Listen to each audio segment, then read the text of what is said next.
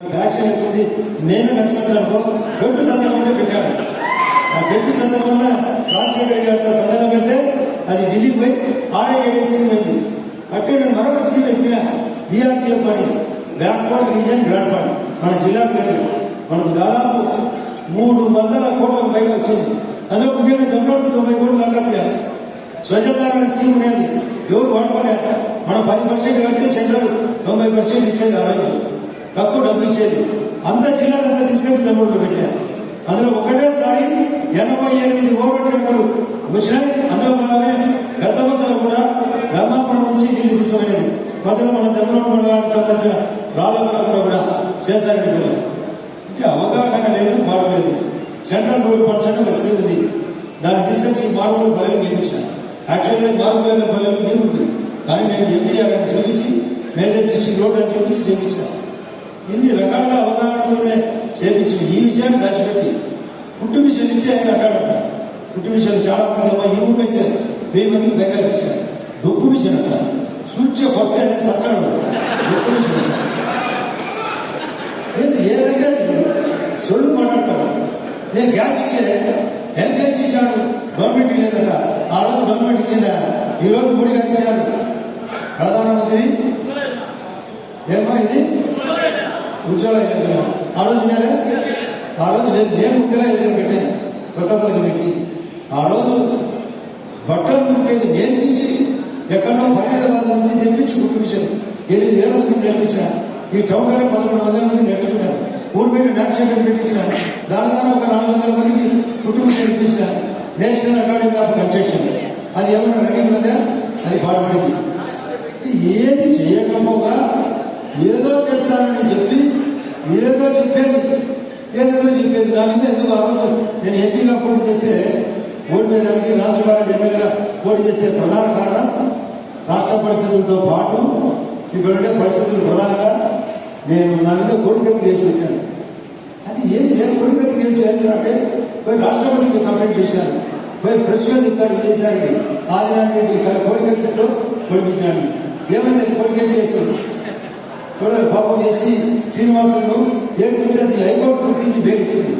ఆ కోడికత్తి కేసులు national investigation agency NIA సంస్థ గమనించి అది టూ కేసు అని తెచ్చింది. ఇది మీకు అయ్యాదా?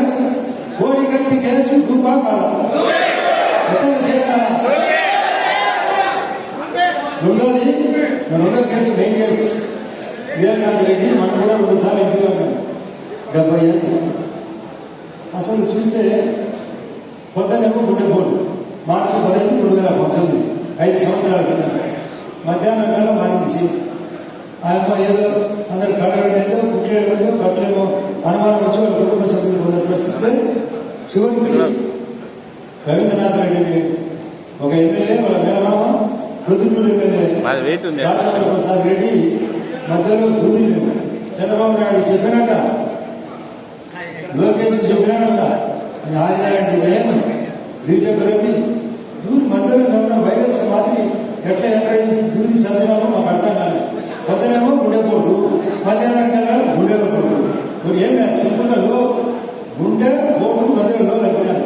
ఈ లోపల రాకప్పుడు ఆ లో కలిపి మా మీద చూశారు. ఏమని తెలిసినారు బయటికి.